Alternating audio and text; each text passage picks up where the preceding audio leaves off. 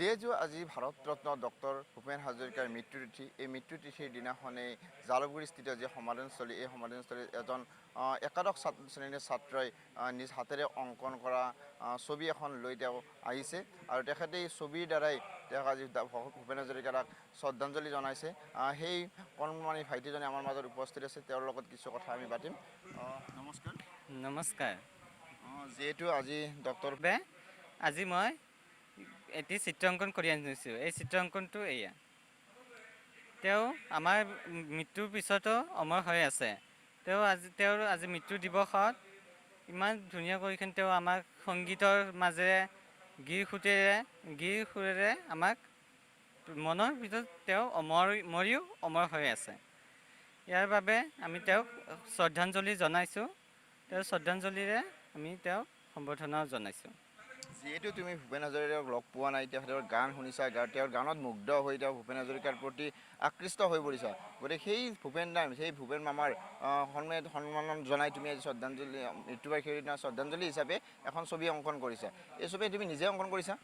এইখন ছবি মই নিজে অংকন কৰিছোঁ। মোৰ মিল্কি বেমাৰ আছে বাবে মোক ঘৰত চিত্ৰ অংকন কৰিব নিদিয়ে, তাকো মই একদম চেষ্টা কৰিছোঁ। তেওঁ আমাৰ বাবে কিমান কষ্ট কৰিছে ভূপেন হাজৰিকা ডাঙৰীয়া। তেওঁ দেশে মহাদেশে গীত গাইছে, প্ৰেমৰ অনুভূতি জগাইছে।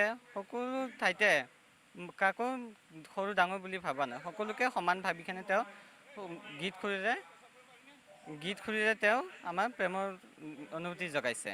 ইয়াৰ বাবে মই অলপ কষ্ট কৰি মই ভূপেন হাজৰিকা ডাঙৰীয়াক নিজে একো দিব নোৱাৰি মই চিত্ৰ এটা অংকন কৰি আনিকেনে তেওঁৰ নামত এটি কবিতা নিজে লিখি আনিকেনে মই তেওঁক শ্ৰদ্ধাঞ্জলি দিছোঁ।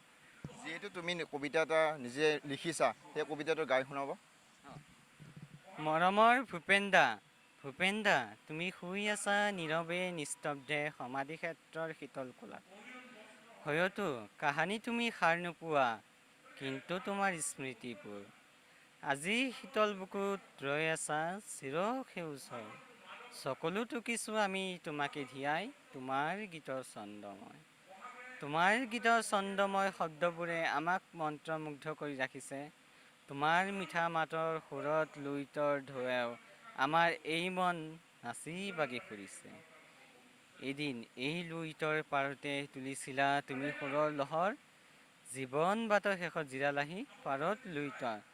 ভূপেন দা তুমি পুনৰ বহাগৰ মঞ্চলৈ উভতি আহিবানে, সমুধৰ কণ্ঠৰে গীতৰ লহৰ তুলিবলৈ, হেজাৰ শ্ৰোতাৰ হৃদয় জোৰ পেলাবলৈ, হেজাৰ শ্ৰোতাক মন্ত্ৰমুগ্ধ কৰিবলৈ।